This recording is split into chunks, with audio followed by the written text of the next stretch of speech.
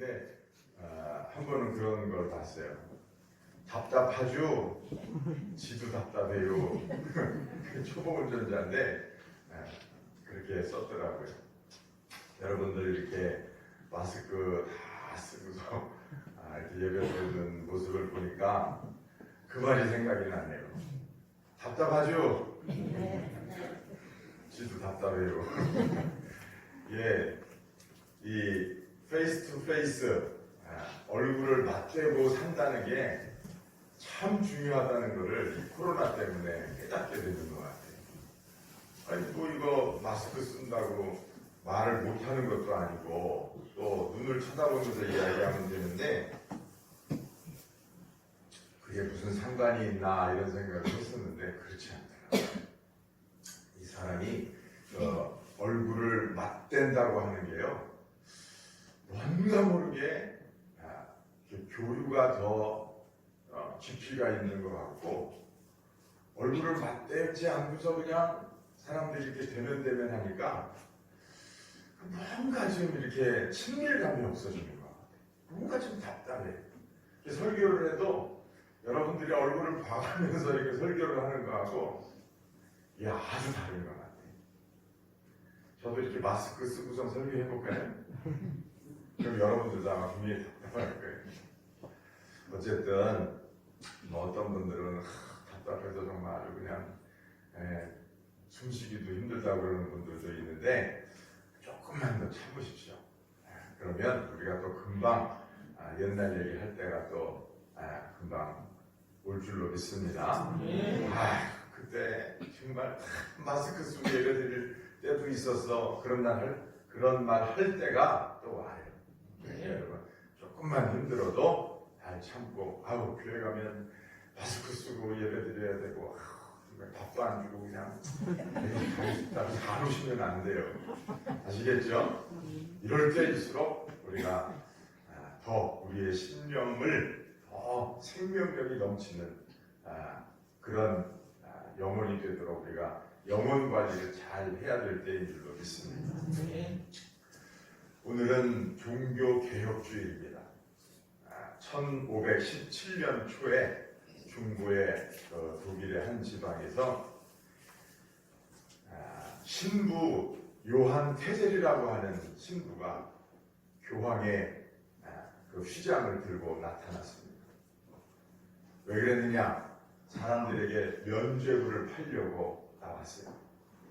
면죄부는 뭐냐 하면요, 돈을 받고서 죄를 사해주는 증서를 주는 거예요. 말이 됩니까? 안 됩니까? 네? 안 됩니다. 왜요? 돈 벌려면 얼마나 힘들어요. 돈을 많이 주면 로마 교황청에서 네 죄가 사해졌다고 증서를 주는 거예요. 잘못된 거죠? 그게 면죄부예요. 그런데 이 요한 테젤이라고 하는 신부가 얼마나 이 언변이 뛰어난지 듣는 사람들의 심급을 울리는 거예요. 그러면서 사람들에게 외칩니다. 여러분, 지금 여러분들의 사랑하는 부모 형제가 지금 연옥은 이 땅과 지옥의 중간쯤 되는데 아직 지옥으로 떨어지기 전에 거길 연옥이라고 해요. 우리 기독교에서는 없는 개념인데 옛날에 중세 교회 때는 그런 개념이 있었어요. 만들어낸 거죠. 지금 여러분의 형제 자매가, 여러분의 부모님이 지금 그 연옥의 불꽃 속에서 살려달라고 부르짖는 소리가 들리지 않습니까? 귀를 열고 여러분의 부모님이 울부짖는 소리를 들어보십시오.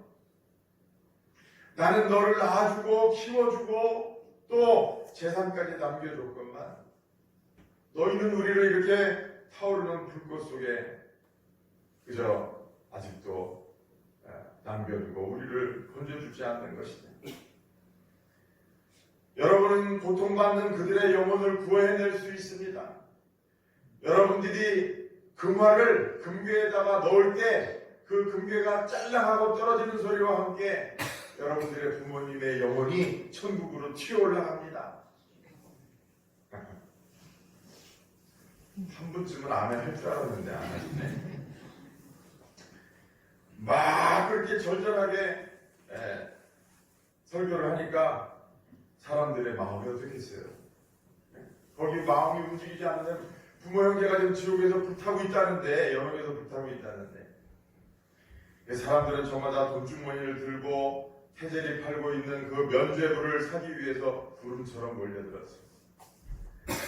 당시 화폐가 종이 화폐가 아니었고요, 금화만 이렇게 냈는데, 막 그냥 사람들이 모여들어서 너무 그 면죄부를 사려고 사람들이 막 모여들고 금화가 부족하니까 옆에서 금화를 막 찍어내는 소동까지 벌어지기도 했습니다. 그 면죄부는요, 한 사람당 그 당시에 3마르크 정도 했는데 지금 돈으로 하면 한 수백만 원 정도 된다고 해요. 교황은 잉여 공적이 있다. 그 교황 아시죠? 교황? 그 교황은 잉여 공적, 남는 공, 하도 선한 일을 많이 해서 남는 공적이 있어서 그것을 남에게 나눠줄 수 있다고 생각을 했어요. 그렇게 사람들한테 이야기해서, 그래서 면죄부를 파는 거예요. 내 남는 공적을 돈 받고 팔아줄 테니까 와서 사라는 거예요. 중세교회는 그처럼 부패했습니다. 근데 사람들이 다 그게 맞는 줄 알았어요. 그게 정상적인 건 줄 알았어요. 이 말을 들은 마틴 루터는 매우 격분했습니다. 그래서 루터가 97개 반박문을 써가지고 비텐베르그 성당에다가 붙이고서 그거를 계기로 해서 종교개혁이 시작이 됐는데요. 거기 97개 중에 36조에 보면 어떤 사람이라도 진심으로 자기 죄에 대하여 뉘우치고 회개하는 사람은 면죄부 없이도 형벌과 죄책에서 완전한 용서를 받는다. 이렇게 딱 사람들에게 가르쳐줬습니다. 오늘은 503주년 되는 종교개혁 기념주일입니다. 교일에 마틴 루터 신부가 1517년 10월 31일 날 이 97개의 반박문을 비텐베르그 성당에 붙이면서 이게 종교개혁의 도화선이 됐습니다. 그래서 이날은 우리 개신교에 있어서 아주 중요한 날입니다. 이날 발생한 하나의 사건이 결과적으로는 새로운 교회가 탄생하는 계기가 되고, 또 개신교가 시작이 되면서, 또 종교개혁이 시작이 되면서 정치, 경제, 사회, 문화 모든 분야에 걸쳐서 새로운 바람이 일어나기 시작했습니다. 종교개혁이 일어나면서 다시금 영적인 부흥운동이 일어나니까 사회 전반적으로 생기가 넘치고 완전히 새로운 세상이 열리기 시작했습니다. 천년이라고 하는 중세 암흑기 시대에서 벗어나서 하나님께서 새로운 교회가 태동되도록 하셨습니다. 마틴 루터는 명문 대학인 에르푸르트 대학에서요, 최단기간 내에 학사와 신학대학원 석사 학위를 받은 아주 인재 중에 인재였습니다. 그리고 비텐베르크 대학 교수로 임명이 됐습니다. 정말 이 신학에 대해서는 그야말로 박사예요. 그런데 마틴 루터의 그 속에는요, 해결하지 못하는 문제가 하나 있었어요. 신학대학교 박사였음에도 불구하고 그 안에 있는 죄의 무거운 짐, 쇳덩이 같은 그 무거운 죄의 짐을 해결하지 못하는, 죄에서 자유함이 없는 거예요. 그 당시에 중세교회는 구원에 대한 확신을 주지 못했습니다. 그래서 대중적인 공포와 불안이 존재했어요. 또 그 당시에 흑사병이 창궐하면서 사람들에게 죽음에 대한 공포가 만연해 있었습니다. 그런데 이 마틴 루터 신부는 그런 사람들에게 생명을 전해줘야 되는데, 하나님의 구원을 전해야 되는데, 마틴 루터 자신이 구원의 확신이 없었어요. 죄사함의 확신이 없었어요. 그런 걸 경험해 본 적이 없었어요. 그래서 마틴 루터는 수도원에 가서 철저하게 금욕 생활을 합니다. 마틴 루터가요, 욕정이 생길까봐 더운 물도 안 마셨대요. 다 찬물을 마셨죠, 겨울에. 그런 루터를 바꿔놓은 것이 바로 복음이었습니다. 종교개혁은요, 한 사람이 바뀌었다는 것에서부터 출발한 사건이에요. 사도 바울처럼 예수 안 믿던 사람이 예수 믿게 된 게 아니에요. 마틴 루터는요, 신학대학교 교수님이었어요. 더욱이 수도원에 들어가서 열심히 해보고 싶었던 사람이었습니다. 하나님을 위해서 몸과 마음을 다 바치고 평생을 바치기로 한 사람이었습니다.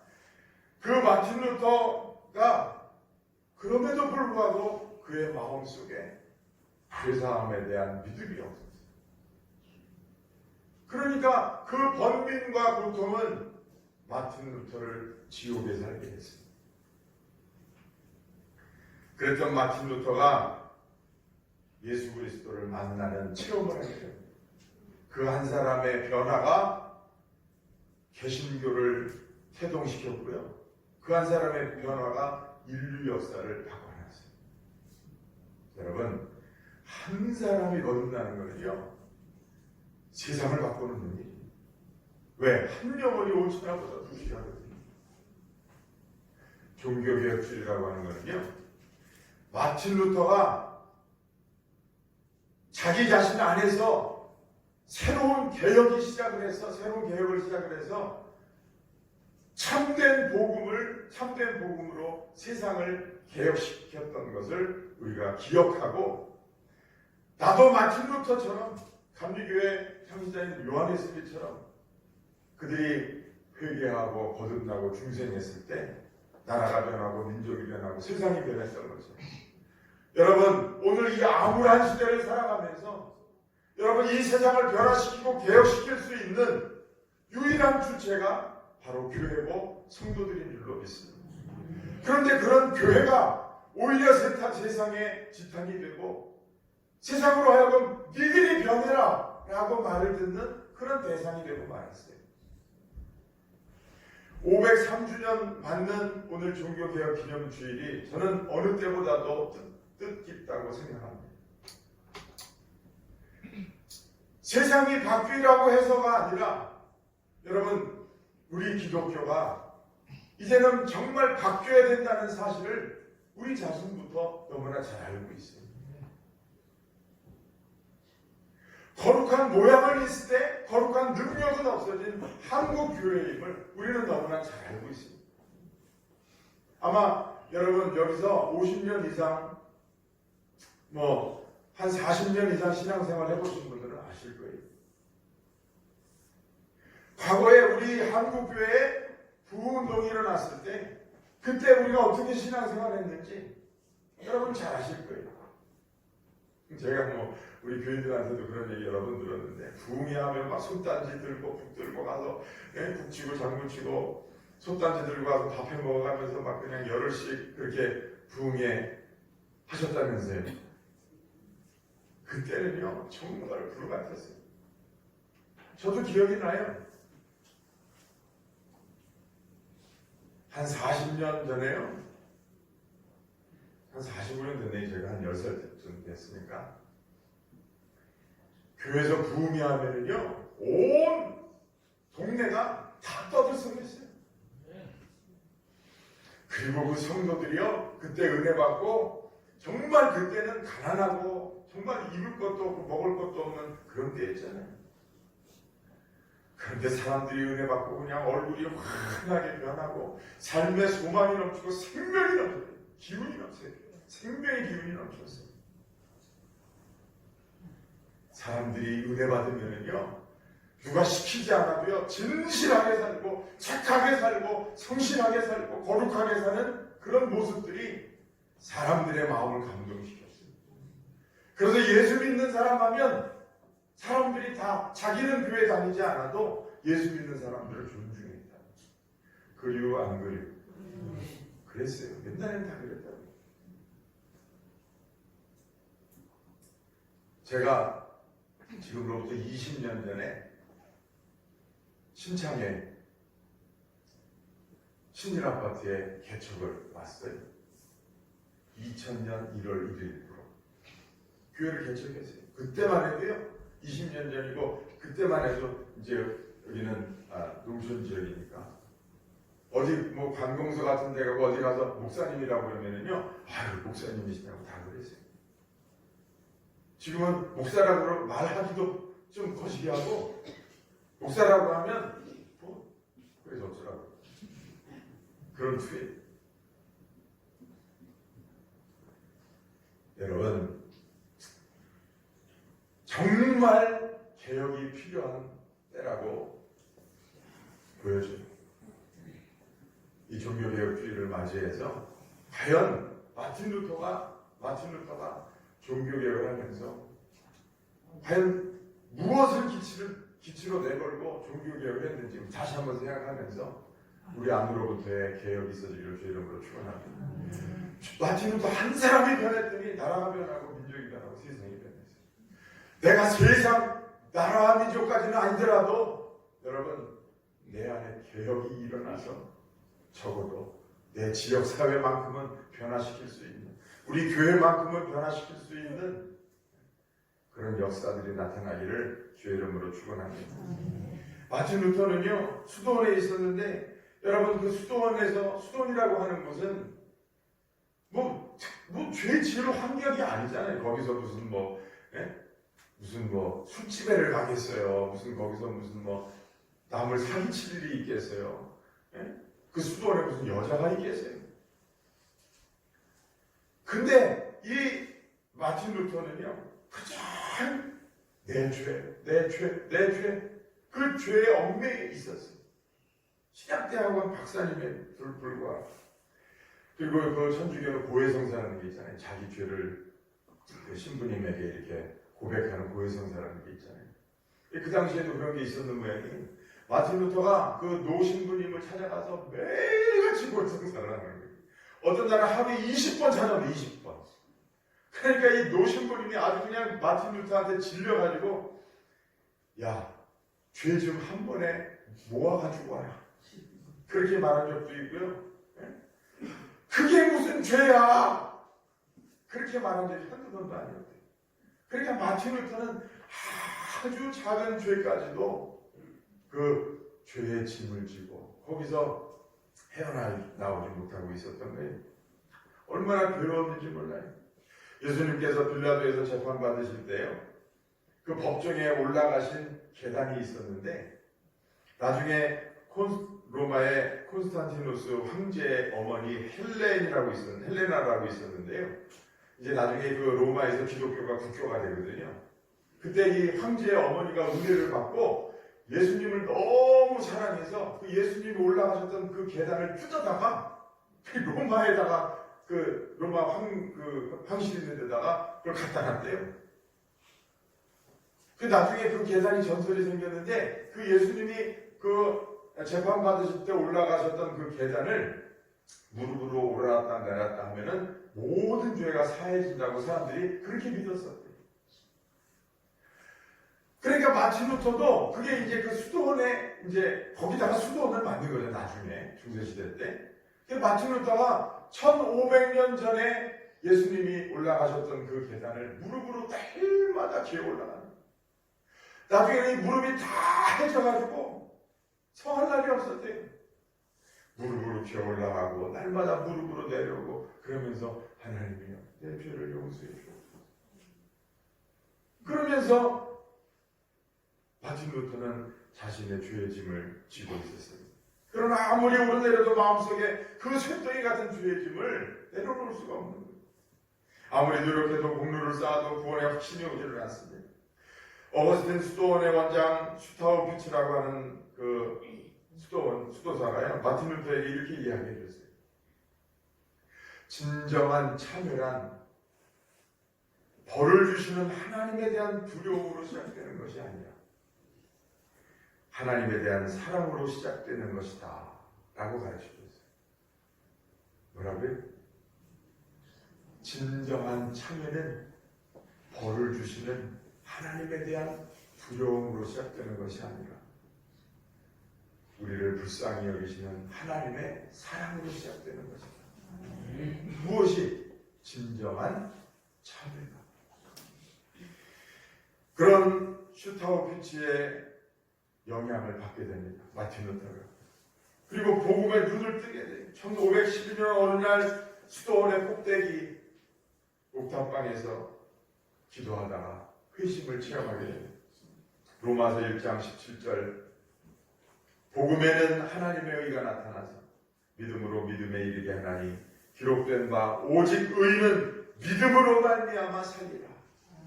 할렐루야. 이 말씀을 읽고 구원은 공로에서 오는 것이 아니라 믿음에서 비롯된다는 사실을 확신하게 됩니다. 루터는 면죄부 판매에 반대하는 설교를 하기 시작했고 95개 조항의 관방문을 관할구역의 대주교와 주교에게 보냅니다.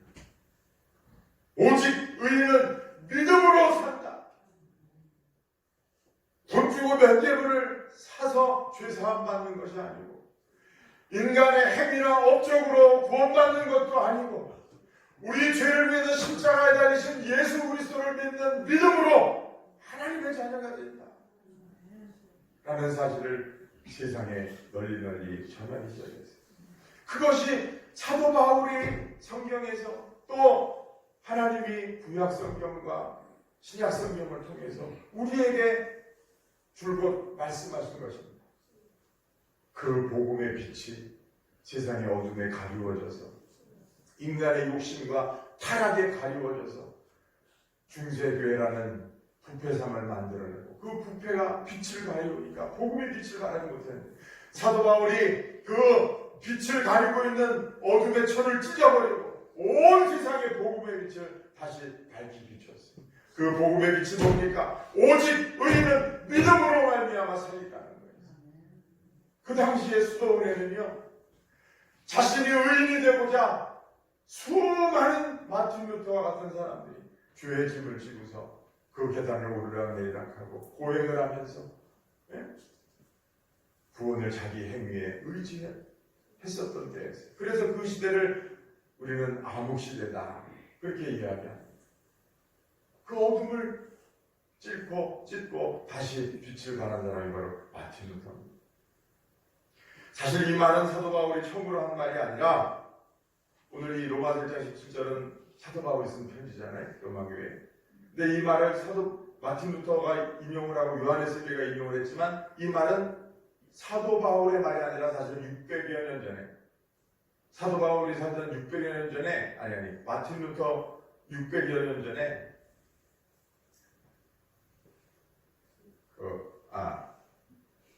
BC 600여 년 전입니다. BC 600여 년 전에 하박국이라고 하는 선지자가 한 말이었어요. 하박국 선지자. 여러분 이것이 우리 신앙의 핵심인 이신칭의입니다. 이신득이라고도 하는데 믿음으로 말미암아 의로움을 얻는다. 믿음으로 말미암아 의롭다고 칭함을 받는다. 이신득이 이신칭의의 교리. 이게 기독교의 핵심 교리입니다. 하나님의 은혜로 예수님을 믿음으로 구원을 얻는다는 거예요. 여러분 불교, 힌두교, 유대교, 이슬람교, 심지어 천주교도 믿음만 가지고는 되지 않는다고 이야기해요. 지금도요. 우리 한국교회가 변했다. 한국교회가 새로워져야 된다. 라고 하는 말들이 많이 들리고 제가 목사님들 만나서 얘기 들어보면요. 그런 말들을 많이 해요. 그런데 그런 말을 할 때 꼭 먼저 대두되는 것이 기독교인들의 삶의 모습이 행실이 바뀌고 깨끗해져야 된다는 말을 항상 합니다. 그거는 100번 맞는 말이에요. 100번 맞는 말이에요. 기독교인이 세상에 나가서 세상 사람보다 못하게 사는데요. 세상 사람들이 어떻게 기독교인을 보고 하나님이 살아계시다고 어떻게 믿습니까? 나도 교회 다니고 싶다고, 나도 예수 믿고 싶다고 어떻게 그렇게 해요? 예수 믿는 사람들이 당연히 바뀌어야죠. 변해야죠.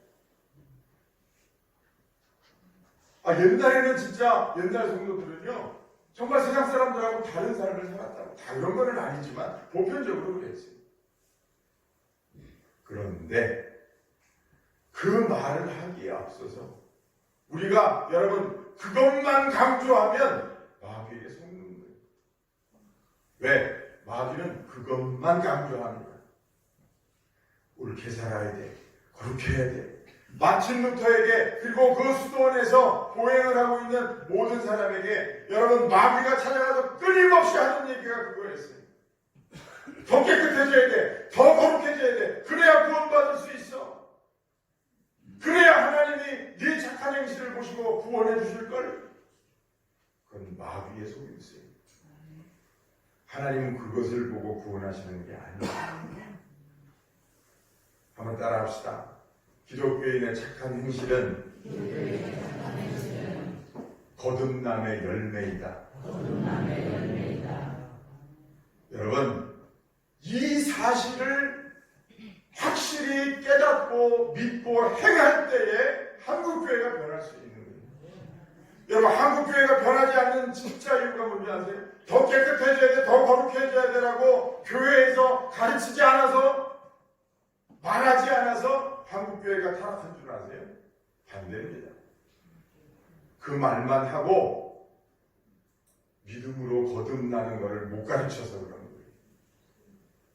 거듭나지 않은 사람은 구원의 도가 믿는 사람에게는 구원을 주시는 하나님의 은혜지만 믿지 않는 사람에게는 어리석게 들리기 때문에 그런 거예요. 믿음으로 구원받아? 그 구원받으면 무슨 짓을 해도 돼? 꼭 이런 식으로 이야기합니다. 그러니까 은혜 체험이 없는 사람들은 그 말이 미련하게 들리는 거예요. 그래서 그 말을 자꾸 안 하기 시작하게 돼요. 다시 루터가 어둠을 찢고 빛을 발하게 한 그 진리를 다시금 자꾸 덮는 거예요. 인간의 행위로, 자기의 부끄러움으로, 자기의 불신앙으로 자꾸 덮는 거예요. 그러면 세상은 점점 더 타락하고 더 부패하게 됩니다. 그러면서 그 빛은 점점 더 가리워지는 거예요. 그럴 때 마틴 루터가 분명히 일어나서 이게 아니야. 다시 성경으로 돌아가야 돼. 솔라 스크라티라. 오직 성경으로.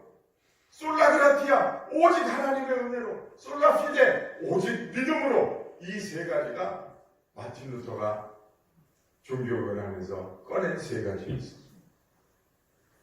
율법과 인간의 행위가 구원의 단초가 된다고 하는 사상이 팽배했던 그 시대에 마틴 루터가 분명히 일어나서 그게 아니야. 오직 믿음으로 말미암아 하나님의 은혜로 구원받는 거예요. 그리고 인간의 착한 행실은 거기에서 나오는 그 하나님의 사랑이 심령에 부어져서 그 힘과 용기와 소망으로 그 부패하지 않은 그 심령으로 살아가는 모습이 거룩함이야 라고 마틴 루터가 이야기했을 때 그 부패한 세상이 다시 건강한 세상으로 돌아오기 시작했어요. 여러분, 우리가 이걸 알아야 돼요. 이거를 모르는 목회자와 성도들이 너무 많아요. 여러분, 인간의 행위만 강조하면 영혼은 반드시 부패하게 되어 있습니다. 마귀의 수작이에요. 그러면 난 구원받았으니까 나는 무슨 죄를 져도 돼? 이미 구원받았는데 뭐 아무렇게나 살아도 돼. 그렇게 말하는 사람은 제가 다른 건데 그 사람은 하나님의 사랑이나 십자가의 공로를 아직 체험해보지 못한 사람이에요. 착각하는 거예요. 하나님이 은혜를 주셔서 하나님이 주시는 은혜로 말미암아 거듭난 사람은요 절대 그렇게 생각할 수 없어요. 자기가 조그만 죄를 져도 옷을 찢고 통회하고 자복하게 돼 있어요. 여러분, 우리가 예수 그리스도를 구주로 믿는다고 고백했다고 해서 그 다음날부터 완전히 새로운 사람이 돼서 거룩해지는 게 아니에요. 점진적인 성화의 과정을 거칩니다. sanctification. 그거는 우리 감리교와 우리 개신교의 아주 주된 교리예요. sanctification, 거룩하게 되는 것. justification, 의롭게 되는 것. 의롭게 되는 justification by grace, 하나님의 은혜로 의롭게 되고, 하나님 거저주시는 은혜로, 우리가 의롭다고 함을 받는 거는요, 하나님이 우리에게 거저주시는 선물과 같아요. 우리의 공부하고 아무 상관이 없어요.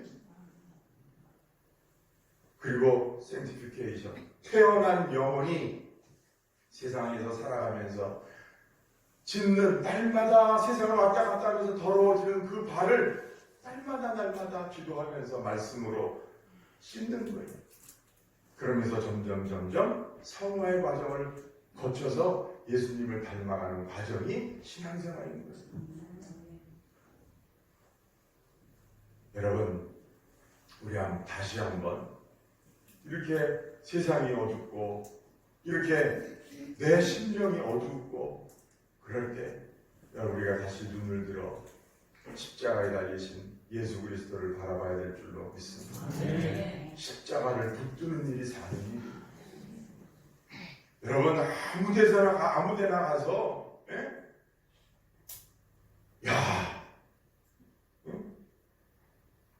참 제 입으로 말하기 좀 그래서 그런데 아무 데나 가서 여러분 기웃거리면 안 돼요. 요새 별의별 이단이 다 있어요.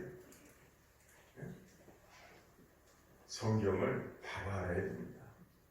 그리고 신구약 성경을 통해서 하나님이 우리에게 주시는 메시지가 무엇인지 그걸 선명하게 알고 여러분 그렇게 신앙생활 해도 될까 말까 하는 세상입니다. 하나님이 여러분들을 사랑하시고 구원하시는 거는요, 여러분의 행위하고는 아무 상관이 없습니다. 오늘 로마서 1장 17절 말씀에 오직 복음에는 하나님의 의가 나타나서, 하나님의 의라는 게 뭡니까? 하나님의 의는요, 사람의 의하고는 달라요. 우리의 죄를 용서하시고 우리를 불쌍히 여기시는 게 하나님의 의예요. 근데 복음에는 그런 하나님의 긍휼이 나타나 있다 이 말이에요. 복음에는 하나님의 한 의가 나타나서 믿음으로 믿음에 이르게 하나니 기록된 바 오직 의는 믿음으로 말미암으리라. 저는 이 말씀을 이렇게 좀 바꿔서 한번 불러보고 싶어요. 뭐냐면요, 복음에는 하나님의 의가 나타나서 믿음으로 믿음에 이르게 하나니 기록된 바 오직 의는 믿어지는 은혜로 말미암아 살리라. 믿어지는 은혜. 여러분, 정말 중요한 거는요, 믿어지는 은혜, 믿어지는 은혜. 네? 마틴 루터가 여러분 이 로마서 1장 17절 말씀을 몰랐겠어요? 신학 박사인데 네? 골백번도 더 봤지. 그런데 어느 날 이 말씀이 믿어지는 거예요. 믿어지는 거예요. 여러분, 마틴 루터가 이 말씀을 보고 거듭난 게 아니에요. 마틴 루터가 이 말씀을 보고 그렇구나라고 거듭난 게 아니고 이 말씀을 보기 전에 이미 하나님의 선행적 은혜가 마틴 루터에게 임했어요. 마틴 루터를 구원하시고자 하시는 선행적 은혜가 마틴 루터에게 임하고 보니까 이 말씀이 여러분 이해와 납득의 과정을 생략하고 그게 그냥 받아들여지는 거예요. 그냥 믿어지는 거예요. 그래서 이 말씀으로 거듭났다고 사람들이 착각하지만 이 말씀으로 거듭난 게 아니에요. 이 말씀을 보기 전에 이미 마틴 루터에게 하나님의 선행품을, 마틴 루터를 구원하시고자 하시는 선행적 은혜가 먼저 임하신 거예요. 이 말씀을 보니까 이 말씀이 이해와 납득의 과정을 생략하고 그냥 받아들여지고 믿어지는 거예요. 저도 예수님 만날 때요, 저도 죄 때문에 많이 고민을 했어요. 20대 때. 왜 그랬는지 몰라요. 너무너무 하루하루 사는 게 두려웠어요. 왜? 지옥이 있는 걸 아는데 구원이 확신이 없으니까요. 그 삶이 지옥이더라고요. 그런데 어느 날 예수님이 저에게 찾아오셨어요. 예수님을 만나고 그 은혜가 임하니까 성경이, 전에는 성경을 막 줄쳐가면서 주석을 찾아가면서 이해해보려고, 믿어보려고 그랬는데도 잘 안 믿어지는. 주님이 오시고 난 후에 성경을 보니까요, 이해와 납득의 과정이 생략되고 그냥 믿어지더라고요. 이게 그냥 이 사실이 받아들여지고 이게 내 사건이라는 것이 그냥 받아들여지더라고요. 여러분, 마틴 루터는요 그런 경험을 했어요. 오늘 이 마틴 루터의 이 경험과 마틴 루터의 이 개혁의 정신, 이것이 오늘 저와 여러분들에게 다시 한번 리바이벌 되기를 주의 이름으로 축원합니다. 마틴 루터가 세 가지 솔라 스크라프라, 오직 말씀으로, 어느 때보다도 정말 이 세 가지 기치를 우리가 다시 기억해야 될 때라고 생각해요. 솔라 피데, 오직 믿음으로. 그리고 그게 믿어지고 하나님의 말씀을 보니까 이 모든 것이 하나님의 거저 베푸시는 은혜로 이루어지는 것이구나. 솔라 그라티아, 오직 은혜. 오늘 여러분들의 심령으로부터 이 마틴 루터의 개혁의 은혜가 다시 한번 일어나기를 주의 이름으로 축원합니다. 여러분, 우리가 시골 교회지만, 그리고 나는 한 사람이지만, 그러나 여러분, 나부터 변해야 아산이 변하고 한국이 변하고 세상이 변할 수 있는 거예요.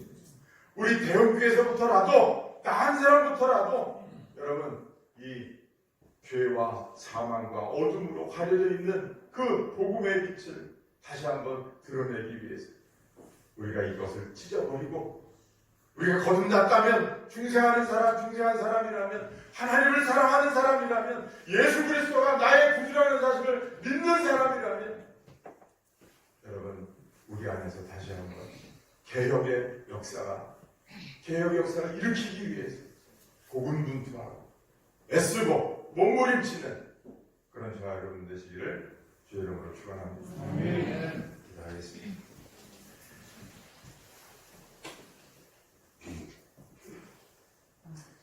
거룩하신 아버지 하나님, 하나님의 말씀으로 저희들을 새롭게 하여 주시니 감사합니다. 하나님, 갈피를 못 잡고 어디 가야 할지, 무엇 해야 할지, 어떤 말씀을 들어야 할지 방황하는 이 현대 시대에 우리가 다시금 하나님의 말씀을 듣게 하여 주시니 감사합니다. 하나님, 이 마지막 때에 우는 사자와 같이 다니며 하나님 믿는 자들의 마음을 미혹해 하는 이 악한 사탄 마귀의 괴계를 우리가 밝혀보게 하여 주시고, 무엇을 바로 믿어야 할지, 어떻게 신앙생활을 할지 하나님 깨닫는 지혜가 있게 하여 주시옵소서. 그래서 하나님과 하나 되게 하여 주시고, 하나님 안에 거하게 하여 주시고, 우리를 붙들어 주시는 하나님의 은혜와 그 능력을 통하여서 이 어둠 세상 속에서 분명히 복음의 빛을 세상에 드러내고, 또 내 자신도 세상에서 빛이 되고 소금이 되고 그리스도의 향기가 되고 편지가 되는 복된 삶을 살 수 있도록 축복하여 주옵소서. 감사드리고 예수님 이름으로 기도했습니다.